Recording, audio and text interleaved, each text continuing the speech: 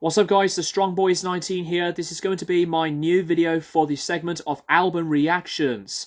And today is the day that one of my favourite metal bands of all time, Korn, has released their brand new studio album entitled Requiem. And yes, I'm wearing a beanie again because my hair was messy as shit. Couldn't be bothered to get dressed either. But I'm just going to be giving you guys my first time listening and reacting to this new album. Although I did listen and talk about Start the Healing, the first single, I didn't bother with the other two singles because I wanted to hear what this whole album's like for the first time. And I'm going to be speeding this video up because of not getting copyright claimed. And that is the safe way that I could personally do for these types of videos. So let's get started. Track number 1, which is Forgotten.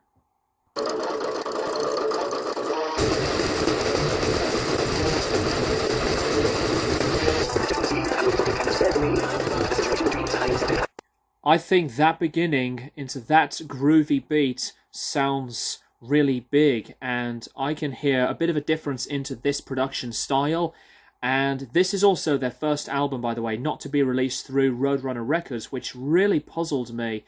But so far, a very promising start.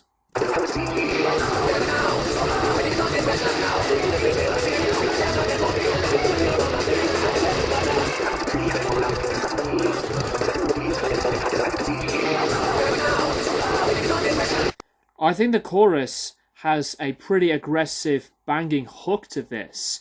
I do think that the slower volume textures into the verse sections are pretty decent so far, but this chorus is like really making me think of like the vocal interaction like on Ball Tongue, for example. Not that the sound of a song is alike to what Ball Tongue is, but somehow it just makes me think of that.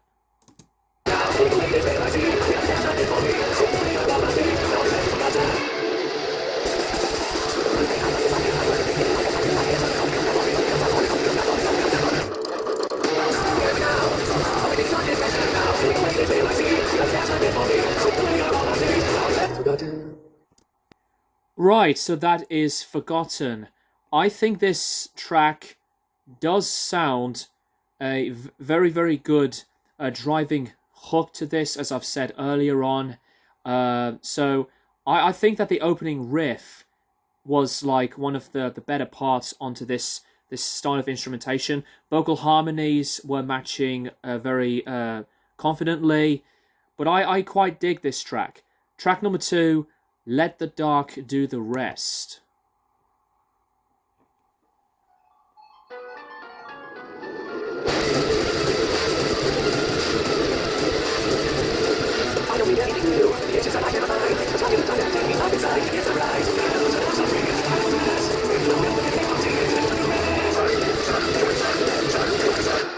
I do like that drumming pattern style that Ray does into the verse sections. Something more onto a rhythmic type of pattern. You know, like what David Silveira did when he was with the band. I gotta say that Ray has been a brilliant drummer for Korn since the late 2000s. But I do like some more onto that continuation, onto the melody, like onto the chorus. The chorus takes me on a bit of an edge, maybe through like onto the late 90s or the early 2000s era of the band.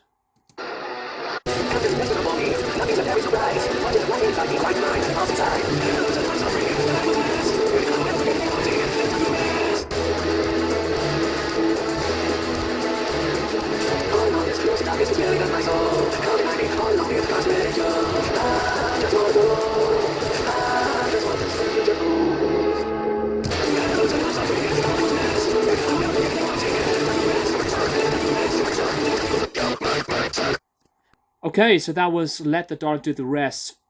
The bridge section where they take things down into a different type of setting. I personally think that was like the weakest part of this track. But instrumentally, and especially onto the performances, I think that it's a good follow-up to Forgotten, not as like a banger or some sorts, but the more I thought about this, I guess this is kind of like a bit of a 2000s type of era for Korn. That's what I think. Track number 3, Start the Healing, which I've already done a listening and reacting to, so I'm going to skip that one. Track was decent, but not one of those songs that really stands out as much. But I will save more of my proper thoughts about this album in my album review, so I'm going to skip that one. Track number 4, which is Lost in the Grandeur.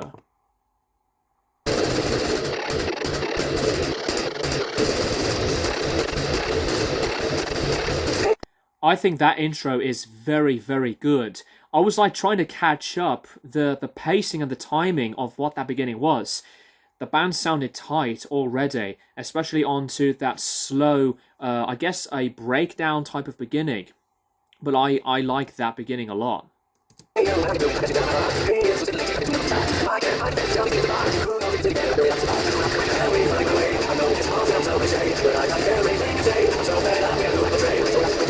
Lost in the Grandeur, the chorus to this, instant vibes on one of the darker aspects, like what Korn's done previously.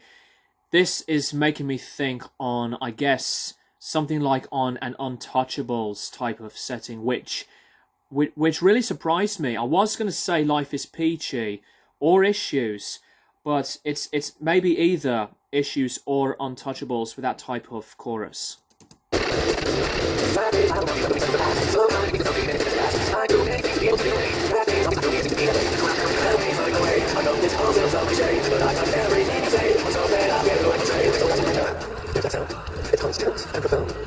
Okay, there is a bit of that soundscapey part on the bridge section, and you can hear more of Fieldy's bass a lot more consistently with the gentle taps onto the drums.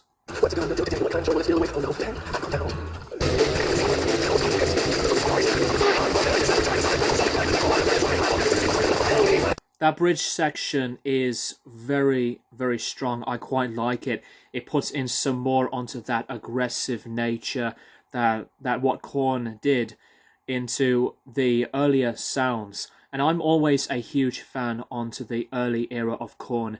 Not to disrespect or disregard the later albums, despite my dislike on the Path of Totality, my opinion. But I think this one is the best track on the album so far.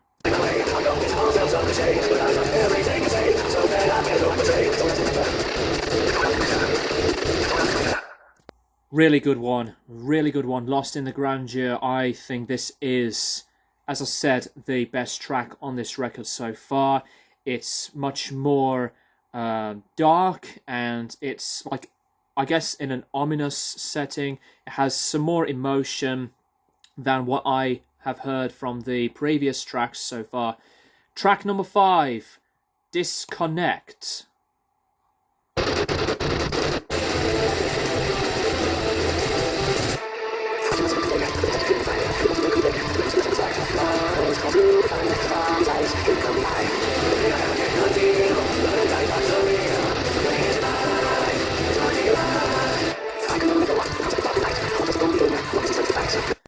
The style of songwriting on here has some really nice, solid layers, and I do like that that fruition on these haunting, higher-pitched guitar notes into the verse sections, and I think the structure on this track with what's going on here, it follows that kind of tradition with some more versatile and different ideas. And I think when Korn go into this type of mysterious, impending setting, I personally think that is like one of the stronger aspects why I do love Korn. I think Ray's drumming on this particular song is another highlight. The verse sections to him really build and deliver in a well-crafted and a difference in beats. I think that Ray has always been this explorative ever since he joined the band. He's percussive at times, and I find his drumming on this one to be one of the best ones.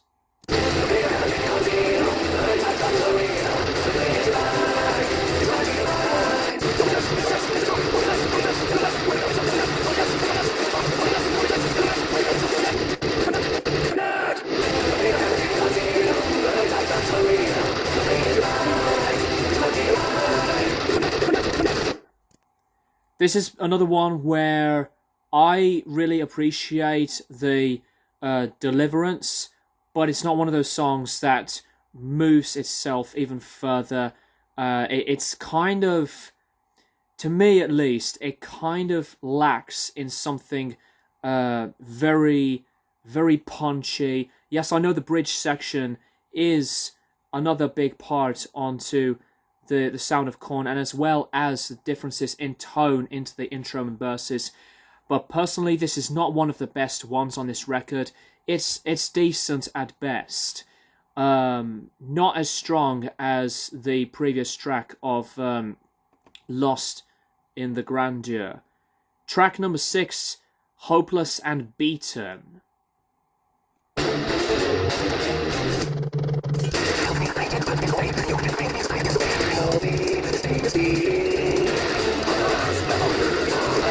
I hear a big difference in this one. There are some surprising spots on some more growls from Jonathan, unless it's either monkey or head. But when I heard that, that's an instant surprise. And this is immediately much more punishing than the last song.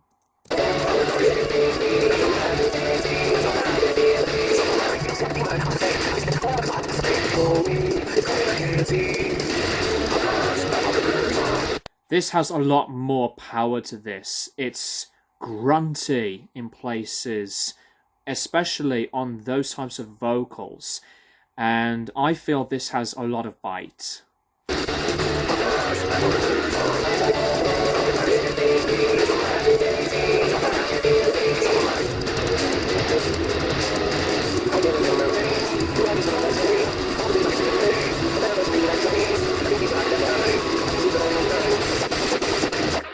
That is really, really good. I find that consistency of this track to be a lot better than the previous track. And now I'm actually struggling of which is the best track on this record so far. I know I've said what I've said about Lost in the Grandeur, but Hopeless and Beaten kind of takes the cake.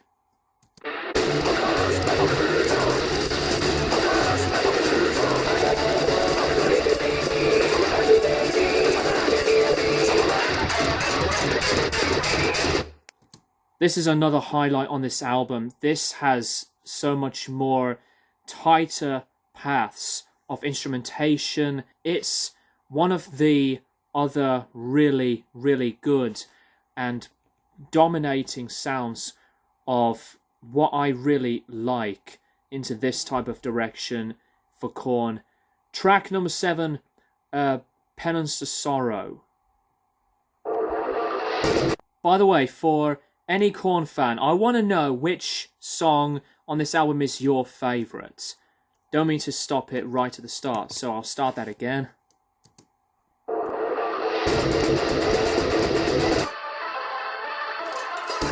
I do like this beginning. Those higher notes, this is like an Issues type of setting.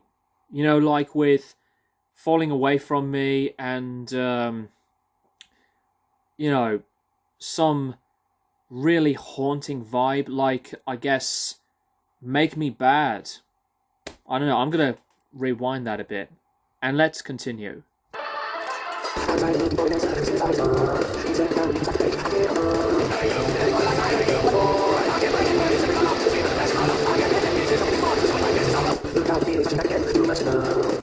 This is a song where Davis explores more on the personal side. Yeah, I know that Jonathan's been a very delivered vocalist and lyricist into his state of emotions and what he went through, but I feel that this is one of the darker exploratives.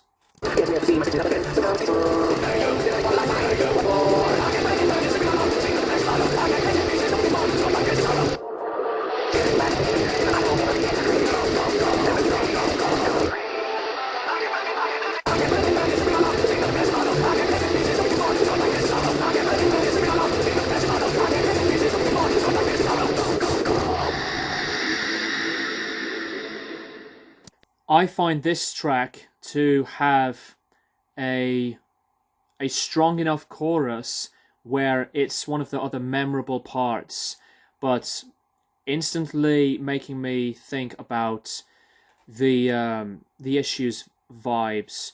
I know I've mentioned about previous Korn albums quite a lot already, because I've been thinking about the sounds from the early to some of the later Korn albums to really think about these types of directions that Korn had been through a lot. I know they've matured so much throughout their discography and experimented a lot. Penance to Sorrow, I find that one to have a really solid direction, but Hopeless and Beaten is now possibly the main highlight of this album. Track number 8, which is My Confession.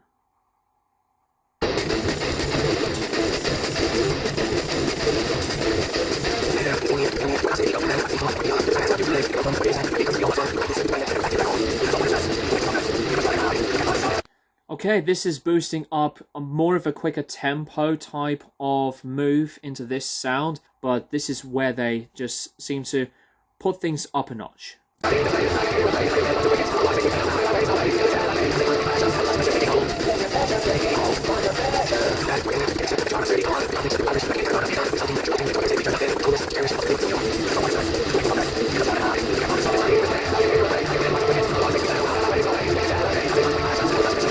The drumming on this track, as I was listening deeper, again, just like on some of the previous tracks, Ray goes into that percussive, big continuation of hitting the toms, then going into a standard beat. So some more variety into the rhythm section.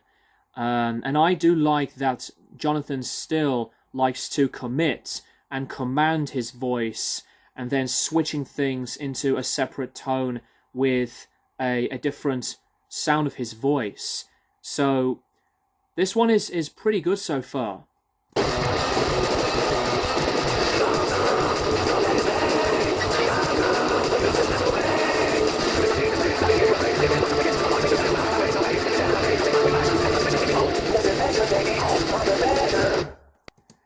Right, My Confession, not one of those other songs that marks itself as really strong material. But having said that, it's a pretty dynamic number, like with what I've said earlier on into the track. So we're on to the final track of this record.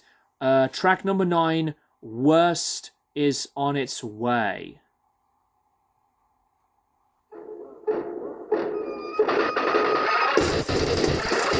Very cool guitar effect.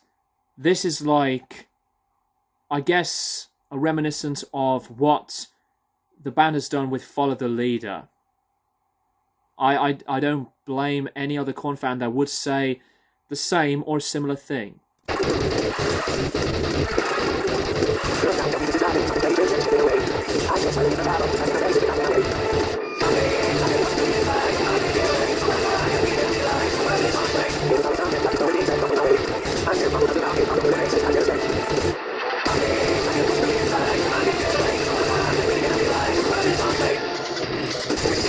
Okay, we're gonna pause it right there at the start of the bridge section.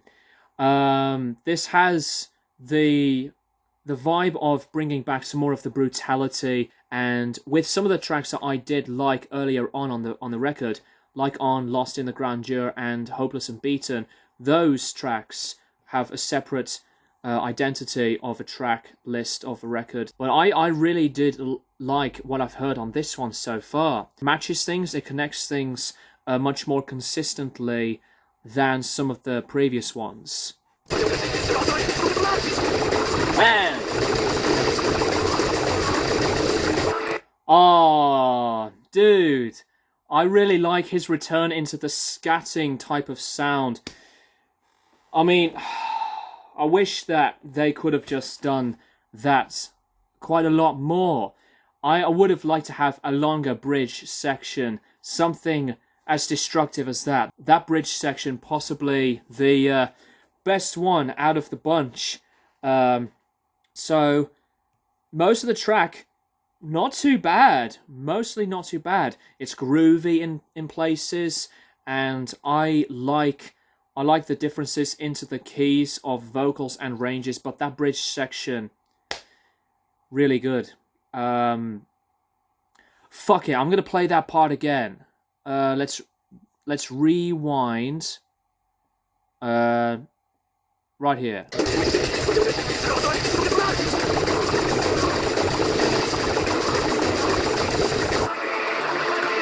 Not gonna lie, I still find that bridge section, that breakdown part, strangely makes me think of Strapping Young Lad. And I know that would be indifferent for some people, but it's brutal.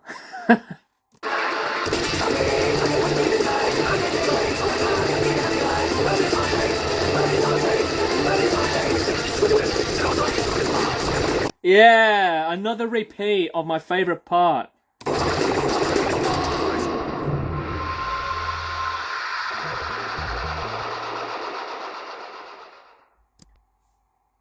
Okay, so that is the new Korn album, Requiem. I will say that I am going to be addressing my personal full thoughts on this album in my review coming up.